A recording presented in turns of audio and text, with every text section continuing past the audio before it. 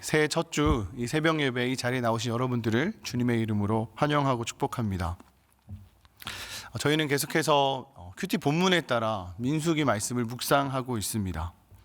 이 민수기라고 하는 책은 모세오경 중에 참 독특한 책 중에 하나인 것 같습니다.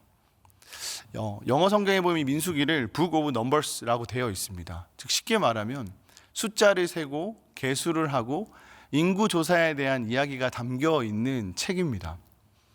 우리가 아는 모세오경은, 그리고 구약의 앞부분에 되어 있는 이야기는 익숙한 이야기 속에 참 재미있는 스토리텔링적인 요소가 많은 성경이 대부분인데, 이 민수기는 지금 이스라엘 백성들이 출애굽하여서 그리고 하나님이 약속하신 젖과 꿀이 흐르는 그 가나안 땅에 입성하기 전인 광야에 머무는 동안 하나님께서 가나안 입성을, 그 정복 전쟁을 준비시키시는 그 과정을 담고 있는 성경입니다.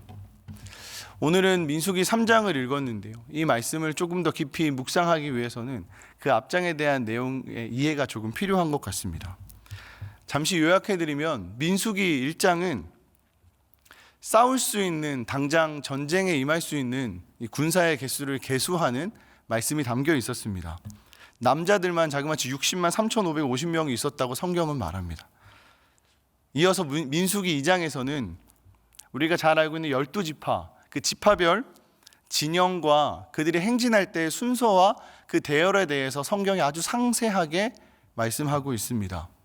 그리고 이어서 오늘 우리가 읽었던 민수기 3장은 어제 설교에 이어서 제사장의 역할을 감당하는 아론의 아들들의 이야기와, 그리고 지금 오늘 저희가 읽었던 14절 이후 말씀처럼 레위인이라고 하는 그 새로운 족속의, 레위 족속의 인구 조사와 그들의 계수에 대한 하나님의 말씀이 담겨 있는 성경입니다. 계속해서 제가 숫자에 대해서 이야기를 하고 계수에 대해서 이야기를 하고 있습니다. 신앙생활을 하시면서 민수기를 익히 읽어오신 분은 이미 사실 가나안 땅의 그 입성을 앞두고 전쟁을 준비하고 있는 계수는 이미 끝난 것을 잘 알고 있습니다. 60만 명이 넘는 군사, 20세 이상이 되는 당장 전쟁을 할 수 있는 그 군사에 대한 계수는 이미 1장을 통해서 하나님께서 다 설명하셨습니다. 그런데 민수기 3장을 통해서 하나님이 다시 새로운 인구 조사를 하라고 특정한 족속을 지명하시고 거기에 대한 상세한 내용을 설명하고 있습니다. 우리가 계속해서 읽고 있는 이 구약 성경 앞부분의 모세오경은 고대 시대입니다. 그리고 구약 시대입니다. 이때는 칼과 창을 앞세운 정복 전쟁이 가장 중요했던 시대입니다. 그렇기 때문에 1장에서 보면 당장 전쟁에 임할 수 있는 20세 이상이 되는 남자 숫자만 계수되어 있었고 하나님께서 그 숫자를 강조하고 있습니다.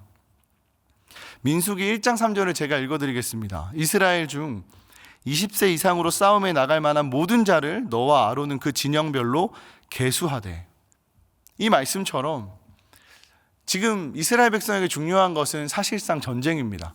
이스라엘 백성뿐만 아니라 고대 근동시대에 살고 있는 모든 나라들은 먹고 살기 바쁜 시대가 아니라 당장 언제 어떻게 전쟁을 치를지 모르는 상황이기 때문에 어떻게든 가장 안전한 지역에서 가장 잘 훈련된 군사들을 준비해야 될 의무가 있었습니다.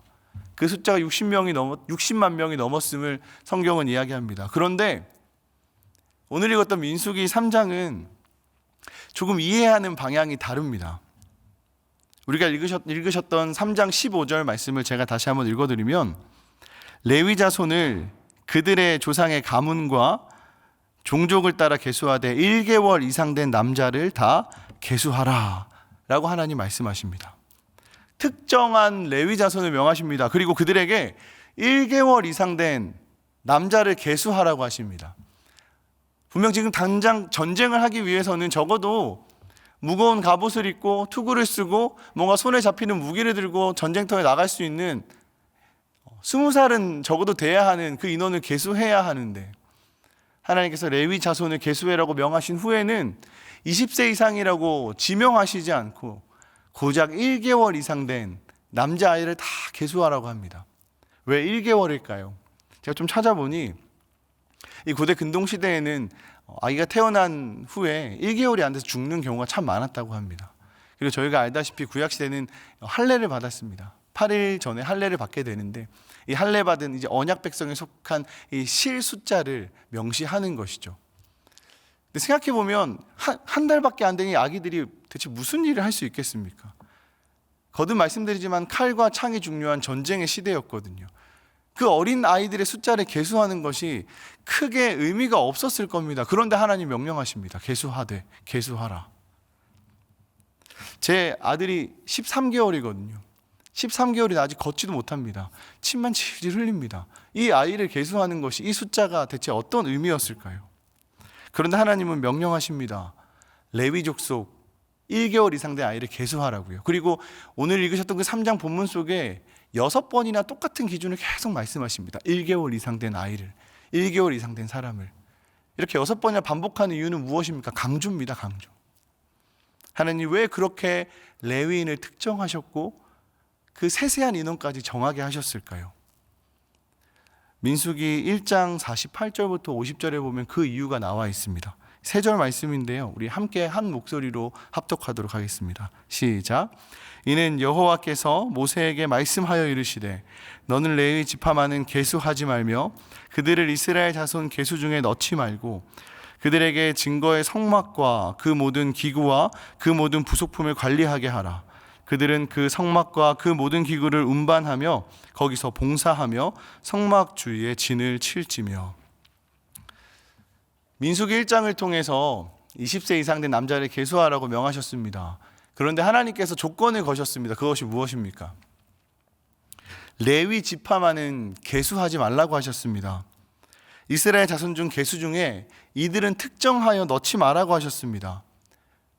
그 이유를 하나님은 분명히 50절을 통해서 상세히 설명하십니다. 그들은 할 일이 있음을, 역할을 하나님께서 부여하십니다. 어떤 역할입니까? 성막을 관리하고 운반하고 그 성막 안에 봉사하고 섬기며 광야에서 성막을 재조립하고 다시 치는 일들, 그 너무나 중요한 임무를 레위인들에게 맡기셨습니다. 지금 이스라엘 백성들은 저희가 살고 있는, 거주하는 것처럼 마을을 이루고 빌리지를 이루어 살고 있는 이들이 아닙니다. 여러분 잘 알고 계시듯이 이들은 지금 광야에 살고 있습니다. 언제 어떻게 어디서 적의 공격을 받아도 마땅한 이유가 될 만큼 허벌판에 그리고 바위산에 감히 한 곳에 오래 정착할 수 없는 그 광야에 머물고 있습니다. 그 인원들이 1,200명, 1,2,000명 되면 어느 정도 컨트롤이 되겠지만 숫자가 어마어마한 하나님이 선택한 이스라엘 백성들은 광야에서 하나님이 이끄시는 대로 그 구름 기둥과 불 기둥으로 하루하루를 살고 있는 이들이었습니다. 그런데 하나님께서 그 이스라엘 백성에게 하나님의 관점을 말씀하십니다. 하나님은 어떤 관점이셨을까요? 레위인이라고 하는 레위 족속이라는 특정 종족을 세우십니다. 그리고 당장 전쟁에 나갈 수 있는 숫자에 그들을 계수하지 말라고 합니다. 그것은 무엇을 의미합니까? 이 레위인들은, 이 레위 족속은 내가 지금 어떠한 위험 상황이더라도 당장 전쟁터에 이들을 결코 내보내지 않겠다고 하십니다. 왜냐하면 하나님의 관점에서 그들은 당장 전쟁보다 더 중요한 역할을, 더 중요한 사명이 있기 때문입니다. 하나님 그들에게 어떤 사명을 주셨습니까? 성막을 관리하게 하셨습니다. 그리고 성막을 운반하게 하셨습니다. 그리고 그 성막을 봉사하고 섬기게 하셨습니다. 그리고 계속 이동해야 하는 그들에게 성막을 재조립하고 다시 세울 수 있는 너무나 중요한 인물이셨습니다. 왜요? 왜 계속해서 하나님께서 이 성막이라고 하는 이 텐트를 다시 짓고 세우고 그걸 섬기고 그 물품을 관리하는 특정 족속을 세우셨을까요? 왜냐하면 지금 이 구약 시대, 이 시대를 살고 있는 사람들은 여전히 칼과 창에 눈에 보이는 가시적인 정복 전쟁이 중요했겠지만 하나님은 우리 눈앞에 있는 그 전쟁에 크게 관심이 없으신 분입니다. 전능하신 하나님께서는 눈앞에 보이는 그 전쟁의 승리 여부에 관심이 없습니다. 하나님이 항상 바라보고 집중하는 것은 무엇입니까? 바로 그들의 영적 상태였고 그들의 예배였습니다.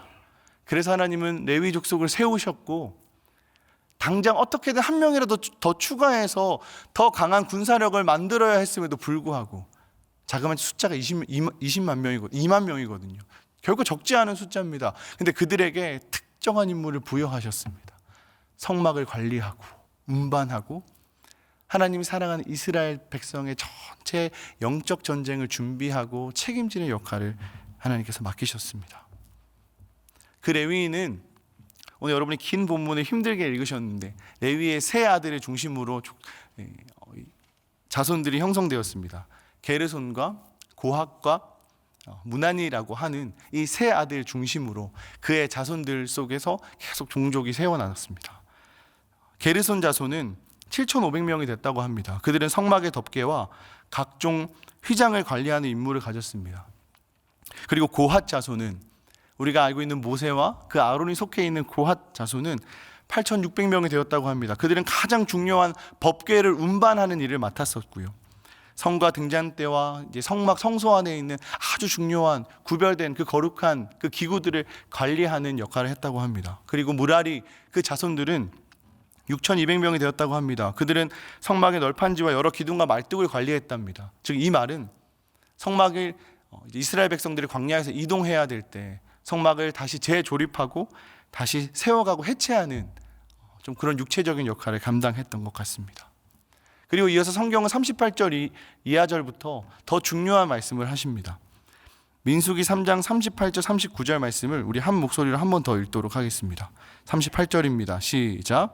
성막 앞 동쪽 곧 회막 앞 해 돋는 쪽에는 모세와 아론과 아론의 아들들이 진을 치고 이스라엘 자손의 직무를 위하여 성소의 직무를 수행할 것이며 외인이 가까이 하면 죽일지니라.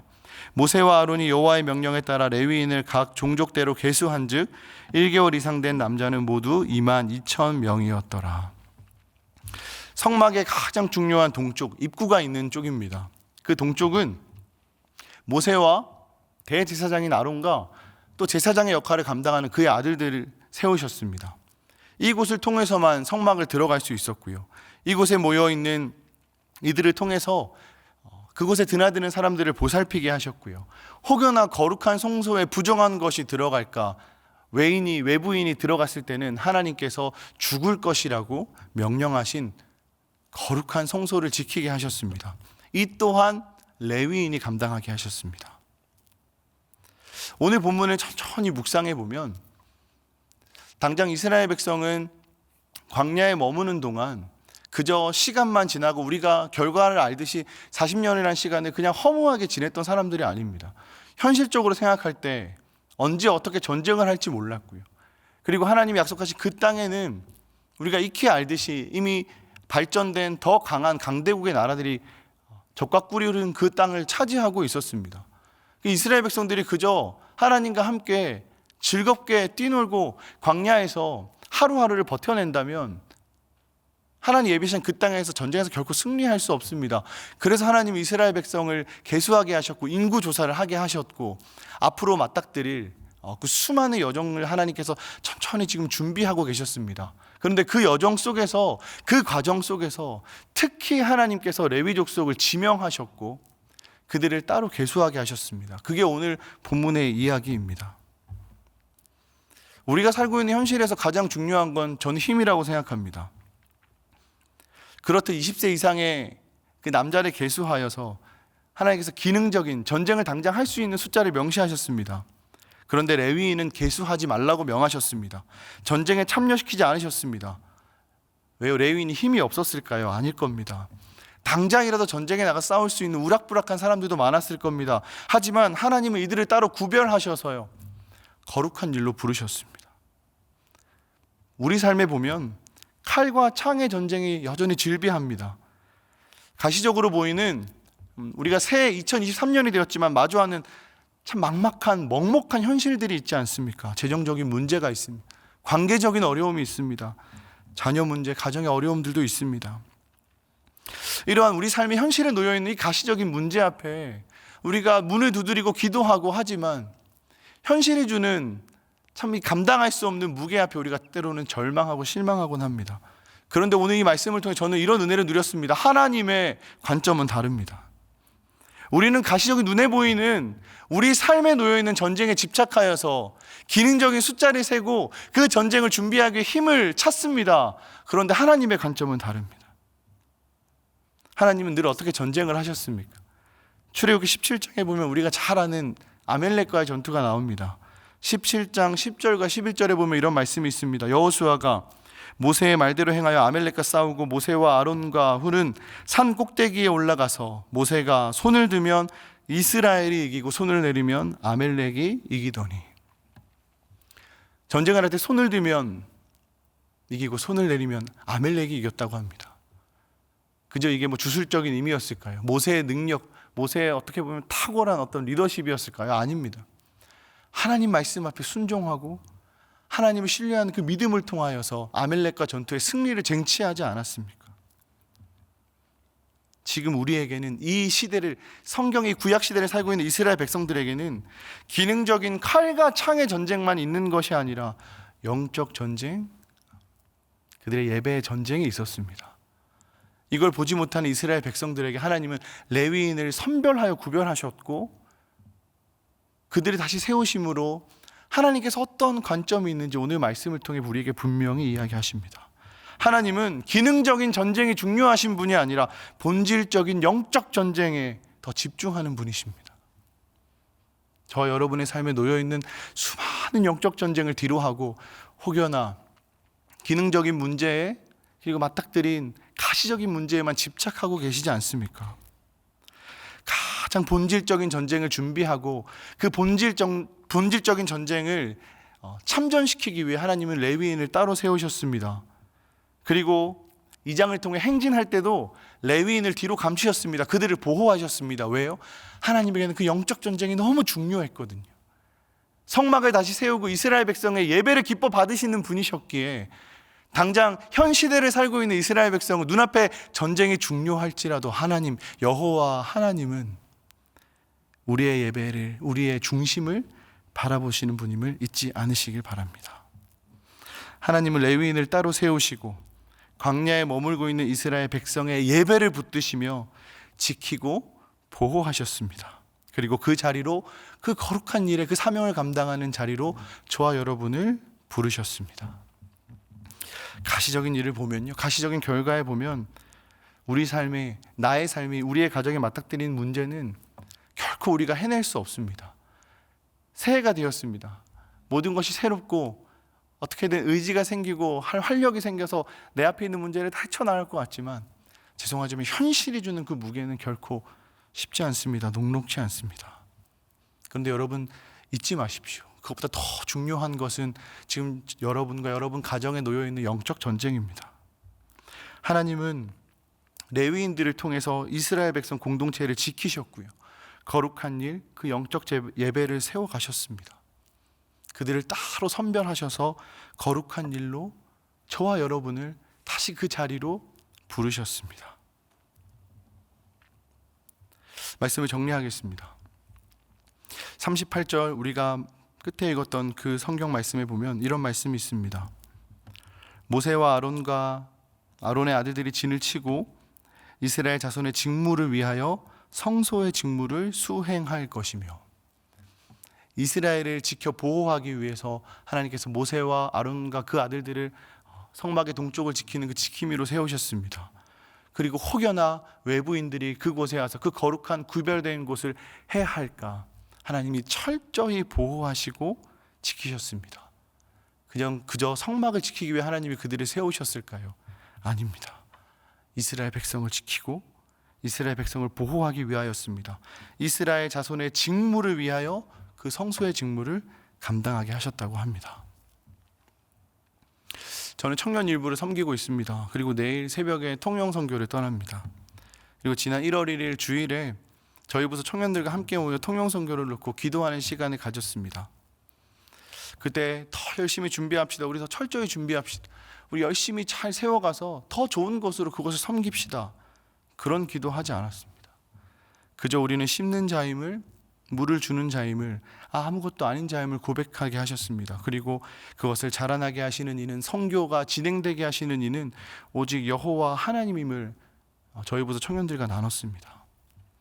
우리 앞에 놓인 정말 중요한 기도의 제목은 가시적인 칼과 창의 전쟁이 아니라 영적 전쟁, 예배의 전쟁임을 잊지 않는 오늘 하루가 되길 축복합니다. 이 시간 함께 기도하겠습니다. 오늘 이 시간 이 민수기 말씀을 통하여서 그리고 새해 첫 주 참 중요한 때에 우리가 하나님 앞에 기도하면 좋겠습니다. 한 가지 기도 제목을 드리고 싶습니다. 우리의 목자 되신 여호와 하나님께서 여전히 우리의 가정에 우리의 삶을 부족함 없이 채워가실 것입니다. 그런데 여러분 기도하셔야 됩니다. 눈앞에 있는 그 칼과 창의 전쟁을 위해서가 아닌 영적 전쟁을 놓고 기도하셔야 됩니다. 그리고 여러분의 가정의 예배를 놓고 기도하셨으면 좋겠습니다. 그리고 한 가지 더, 내일 떠나는 우리 청년일부의 통영선교를 위해 그 선교 가운데 무수히 많은 영적 전쟁을 위해 함께 기도해 주시면 좋겠습니다. 함께 기도하겠습니다.